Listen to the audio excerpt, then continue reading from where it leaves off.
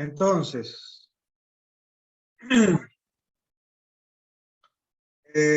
lo que estaba diciendo es este punto. ¿Qué velocidad va a tener ese punto? Habíamos dicho que la velocidad del punto de contacto, como habíamos visto ahí, la velocidad en el punto de contacto tiene que ser la misma. La velocidad lineal es el omega con que está rotando por el radio correspondiente. Es exactamente lo mismo. Entonces, es omega por el radio. Vámonos a este punto. El omega, esto está girando y este también con un determinado omega. Entonces, tenemos omega. Ahora, este punto, como perteneciente a este cono, es un punto que es el vértice, y por lo tanto es un punto que se encuentra sobre la línea de centro. Por lo tanto, el radio es 0. Eso significa que la velocidad de este punto como perteneciente a este cono es 0. Pero si considero este mismo punto como perteneciente a este cono, ese punto va a estar a una determinada distancia respecto del centro de rotación de este cono. Por lo tanto, va a haber una velocidad que va a ser el omega de este cono por el radio correspondiente. ¿Qué nos está diciendo eso? Que en este punto existe deslizamiento entre las superficies cónicas de ambos conos. Por lo tanto, la relación de transmisión no va a ser constante y tampoco va a haber rodadura pura. ¿Sí? Para que haya relación de transmisión constante y rodadura pura, debe cumplirse lo que había dicho anteriormente. Es decir, que los vértices de ambos conos se encuentren donde se interceptan los ejes de ambos conos. Mucha gente dice, se debe cumplir que se corten los ejes. ¿Y se quedan con eso? No, no es así, porque acá los ejes se cortan, porque son coplanares los ejes. Entonces se tienen que cortar, como sea se cortan. Pero no están cumpliendo con la condición. Para que cumplan con la condición tiene que pasar esta situación. Pregunta de parcial, como también todo lo que les acabo de explicar. De la misma manera que se diseñan un par de ruedas de fricción, también se puede diseñar un sistema de cono. ¿Cuáles van a ser los parámetros de diseño en este caso? Y siempre va a ser la velocidad, las velocidades angulares, o sea, la relación de transmisión. Siempre voy a necesitar la relación de transmisión, que va a ser, normalmente va a ser una necesidad a cumplir.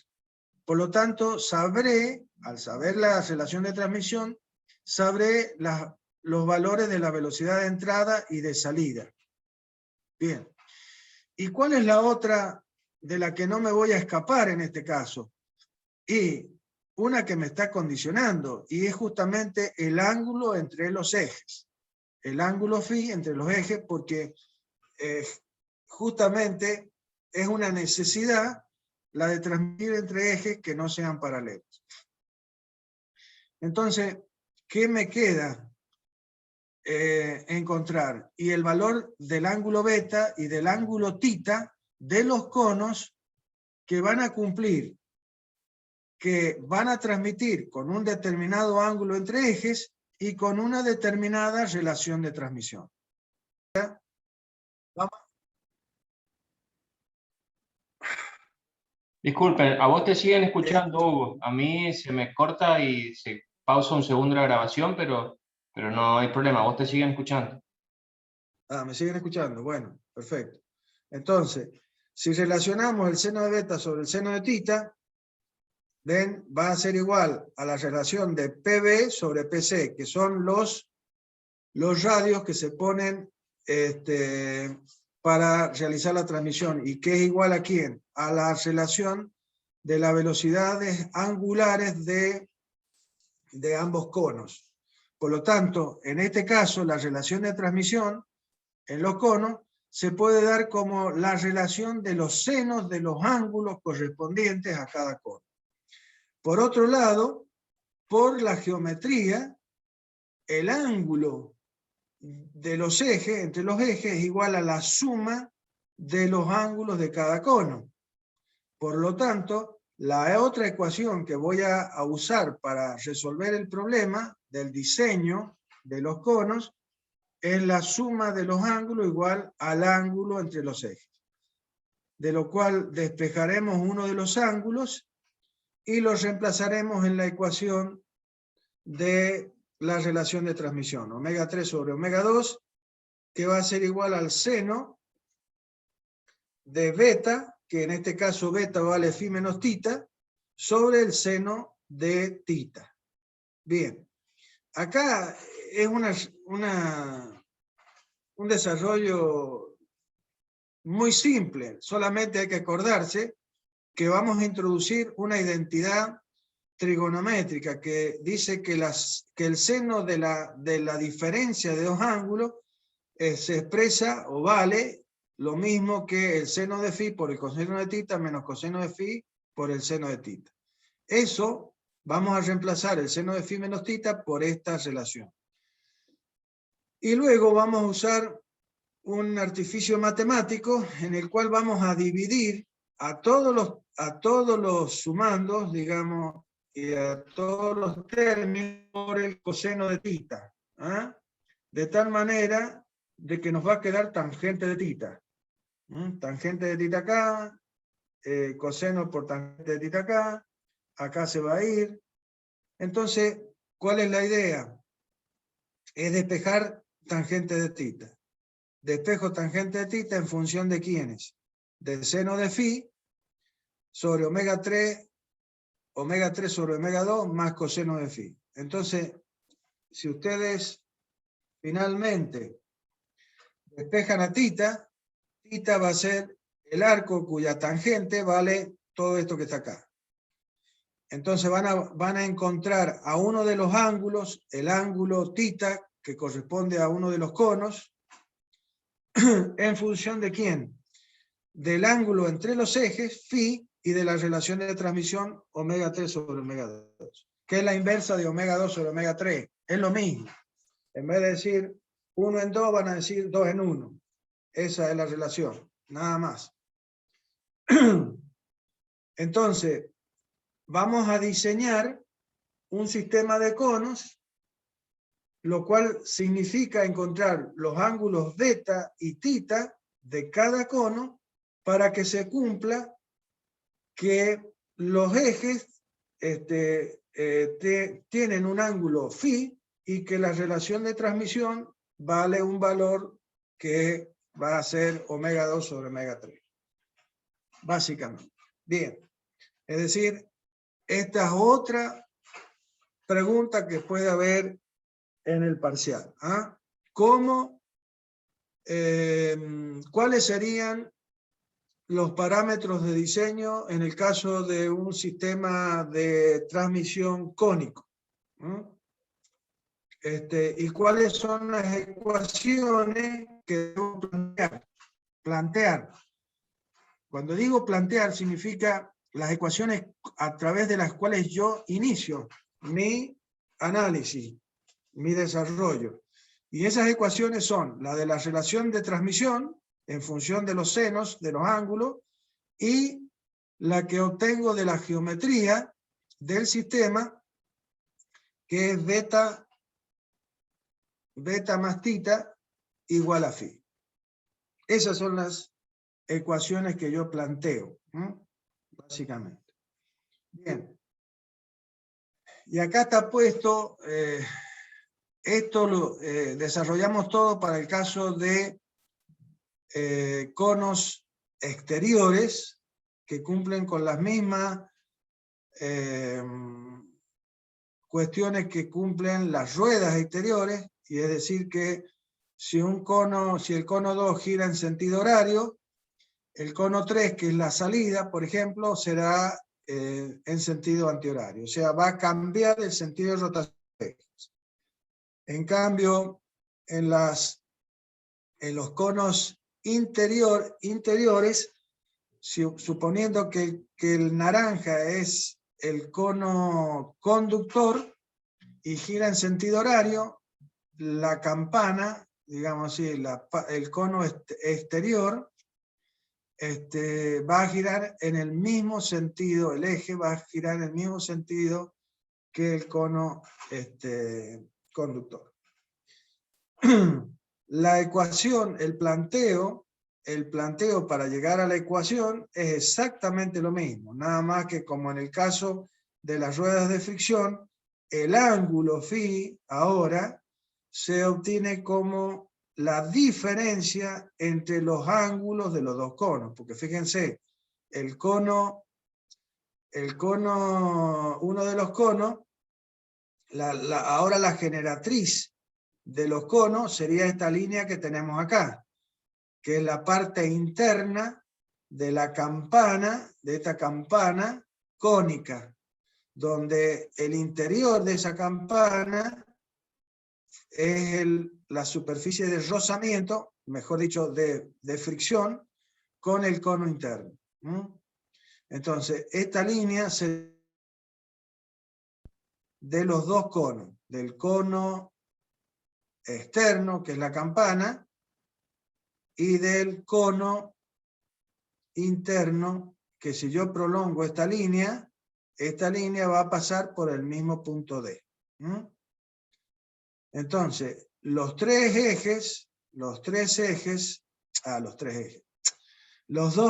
de los conos y la generatriz del cono se cortan en un mismo punto, que es el punto D. Lo mismo que pasa acá. Los dos ejes y la generatriz de los conos se cortan en un mismo punto, que es el punto D. Bien. Acá phi será la suma de los ángulos y acá phi es la diferencia de los ángulos. Por eso tenemos un signo menos acá en esta ecuación. Bien.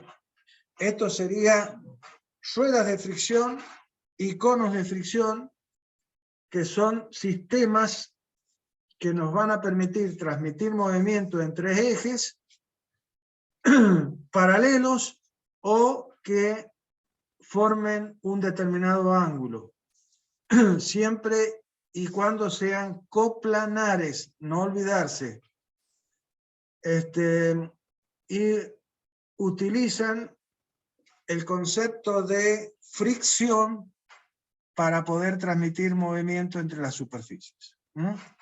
Bien, sigamos.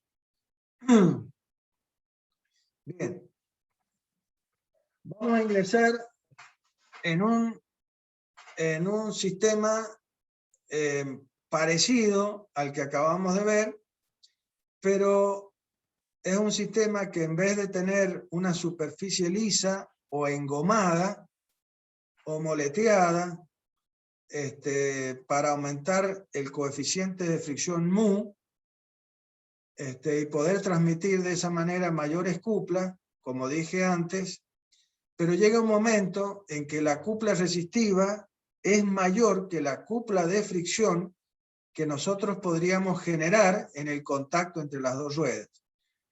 Por más que aumentemos la fuerza de presión entre las dos ruedas y mejoremos la fricción, el coeficiente de fricción entre la superficie, no podemos superar a la cupla resistiva.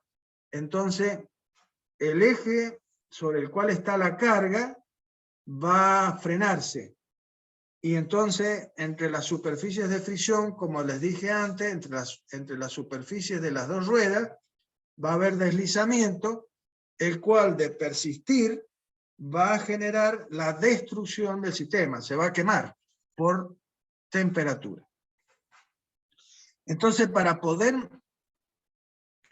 transmitir mayor torque, es que vamos a tener que generar algunas ranuras sobre las superficies de la rueda.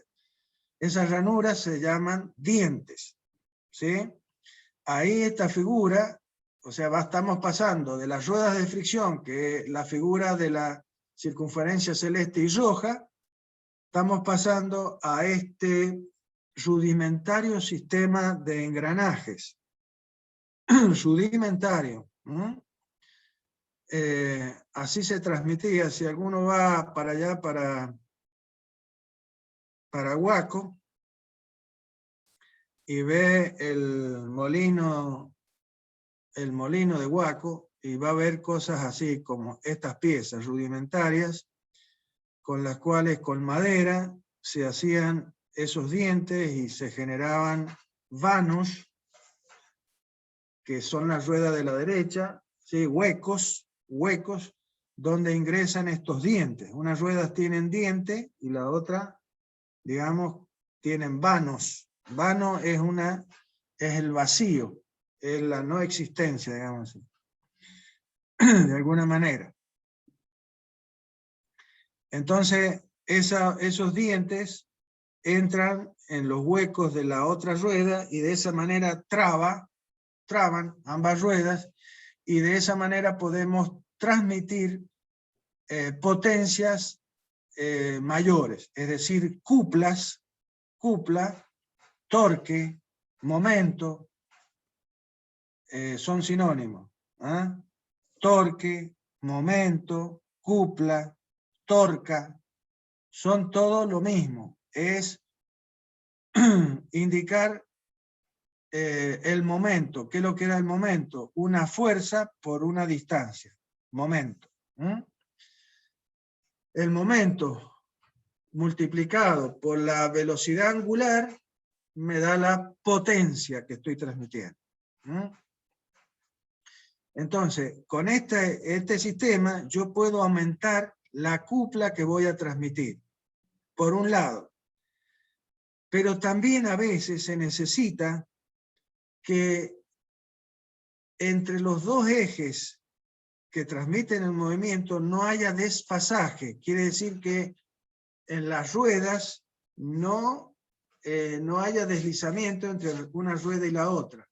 No porque esto vaya a generar lo que yo les decía antes, un problema de aumento de temperatura y finalmente la destrucción del sistema, sino porque se pueden provocar problemas más graves. Es decir, hay sistemas en el cual los dos ejes entre los cuales se transmite una potencia, una cupla, no podemos permitir que haya un desfasaje, o sea, un desfasaje en el giro de esos dos ejes, porque podemos ocasionar problemas muy grandes. No sé si las chicas me van a entender, pero los muchachos deben saber también que en un motor tenemos los dos sistemas de mecanismo, uno que es el manivela biela corredera, que ya se los he mostrado, manivela biela corredera, que es el pistón y el cigüeñal, y otro sistema que es un sistema de levas, que es el que permite la apertura de las válvulas, que dejan pasar el aire fresco adentro del cilindro, y otra válvula, esa es la válvula de admisión, y la válvula de escape, que es por donde salen los gases quemados al exterior. Estos dos sistemas, los ejes que mueven a estos dos sistemas, deben trabajar en forma sincronizada.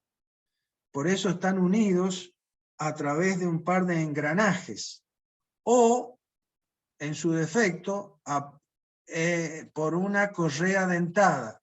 No por una correa lisa, sino por una correa dentada que tiene diente y que cumple la misma función que un par de engranajes.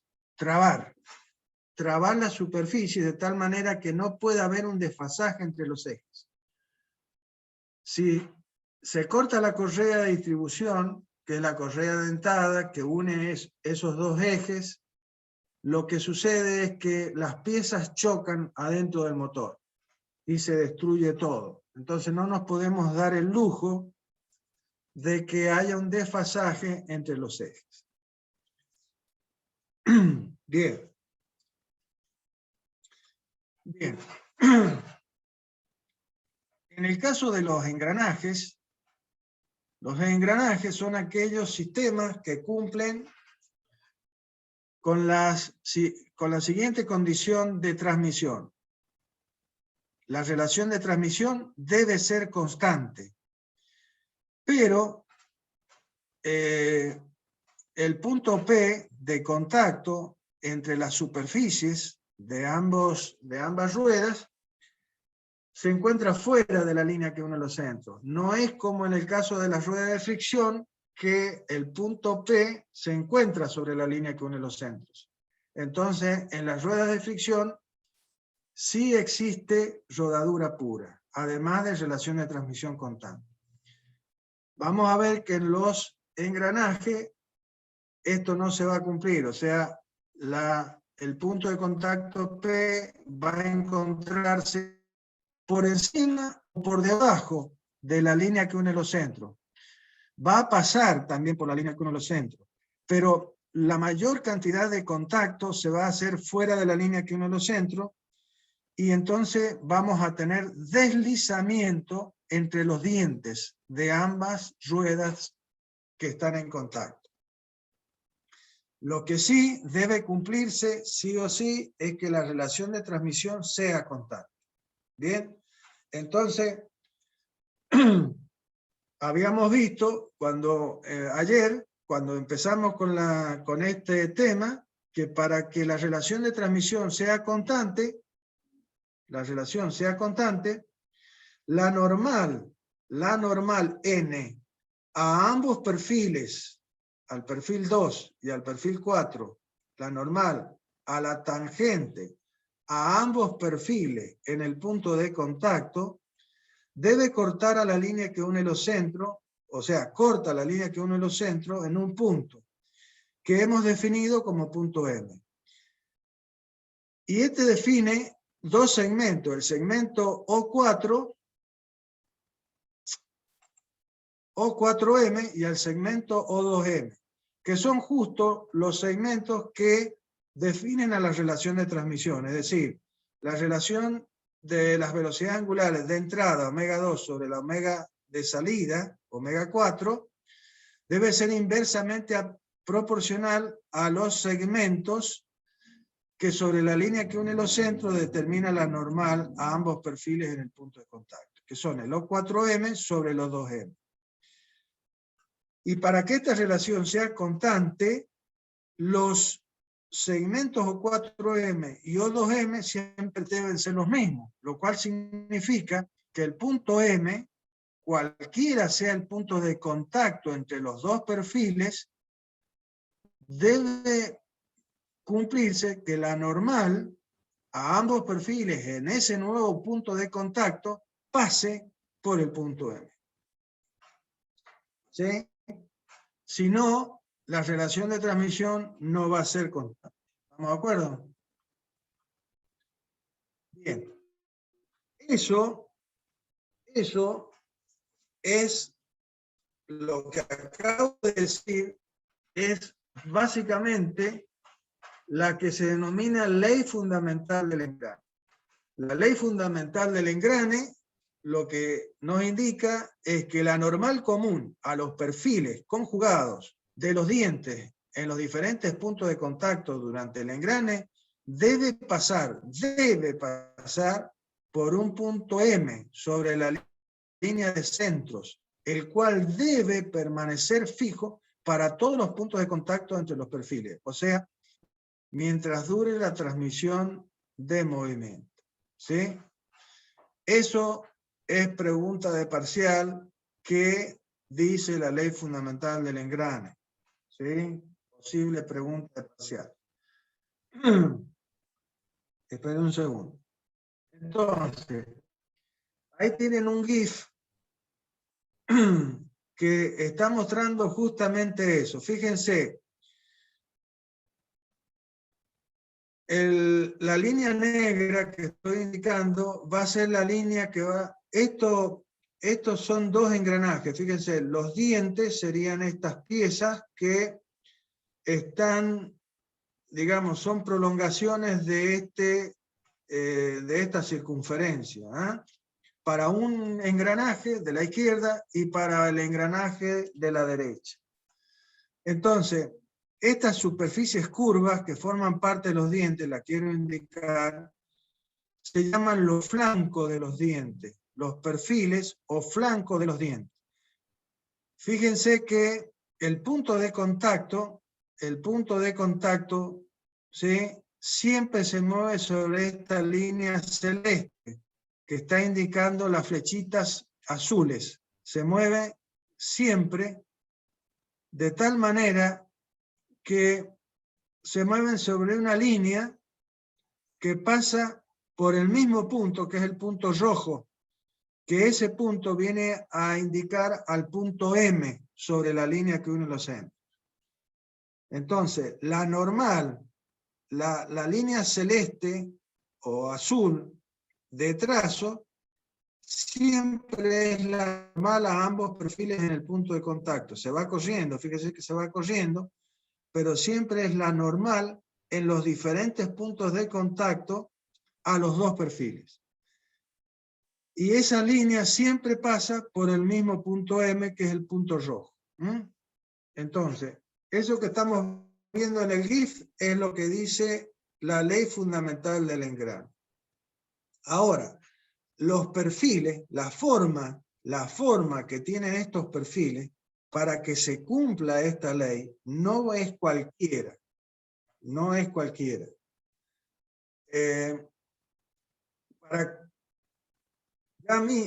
Ya se pueden dar cuenta que si comparan la forma del perfil que hemos estado viendo recién en el GIF y estos perfiles cualesquiera que hemos trazado acá, desde ya les puedo decir, y ustedes se darán cuenta, que la normal esta, cuando tracemos para otro par de puntos en contacto, esta normal no va a pasar por el mismo punto M. Entonces, estos perfiles no pueden ser cualquiera para que puedan cumplir con que la relación de transmisión sea constante.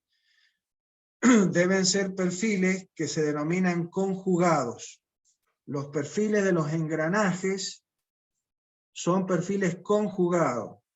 Únicamente lo de los engranajes deben cumplir con esta condición de ser conjugados. Conjugados significa que cumplen con la ley fundamental del engrane, básicamente. Existe un método que es el método Realeuk, de Jolot, Realeuk, el mismo que vimos para la cinemática de los elabonamientos, que es un investigador que generó un método gráfico para poder encontrar el conjugado de cualquier perfil. Es decir, yo hago una línea cualquiera sobre el papel y a través del método de Jolot puedo determinar la línea conjugada a esa que acabo de trazar. Y cuando ponga en contacto esas dos líneas,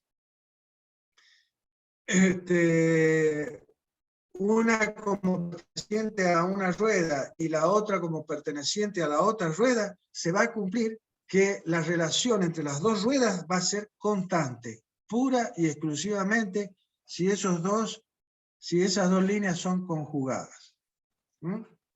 Y eso es pura y exclusivamente para los engranajes, no para otras piezas, por favor. Porque algunas personas confunden con que los perfiles conjugados son para todos los sistemas de las levas, por ejemplo, no tienen perfiles conjugados. ¿Ah? Bien. Otra cosa que vamos a ver para los engranajes, y se las muestro ya, es que nosotros podríamos trazar con centro en los centros de rotación de ambas palancas, o sea, con centro en O2, podría trazar una circunferencia que pase por el punto M. Y lo mismo puedo hacer con el perfil 4, es decir, con el eslabón 4. Con centro en O4 puedo trazar una circunferencia que pase por el punto M. Es decir, la circunferencia marroncita y la circunferencia azul son tangentes en el punto M. Estas circunferencias que son tangentes en el punto M y que tienen centro en los centros de rotación de las palancas, que van a ser los engranajes, se llaman circunferencias primitivas. ¿Y qué son las primitivas? Pregunta de parcial. ¿Qué son las primitivas? ¿Qué representan las primitivas en los engranajes? ¿Sí? ¿Qué representan? Fíjense, son circunferencias que tienen centro en los mismos puntos de rotación de los eslabones y son tangentes en el punto M. ¿Qué comparten estas circunferencias primitivas con este supuesto par de engranajes? Están compartiendo los segmentos O4M y O2M. ¿Por qué? Porque O4M es igual al radio de la circunferencia primitiva 2. Y O2M es igual al radio de la circunferencia primitiva 4. Por lo tanto, la relación de transmisión de los engranajes es igual a la relación de transmisión de las ruedas de las circunferencias primitivas.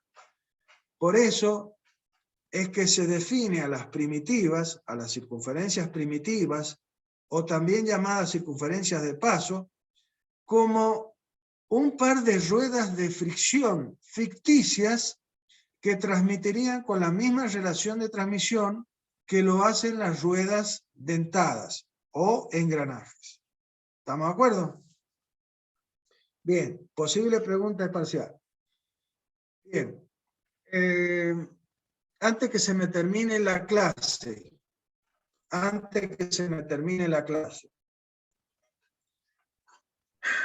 viendo la situación, el lunes que viene es también feriado. Me acabo de enterar que el lunes que viene es también feriado. Nos ha tocado varios feriados en este semestre y eso lleva a que con más razón por ahí no se cumplan con las clases. De cualquier manera, y como estábamos hablando con Manuel, las clases están en el sistema, las pueden bajar de YouTube y están todas las clases del año pasado dadas en relación con este tema. Entonces pueden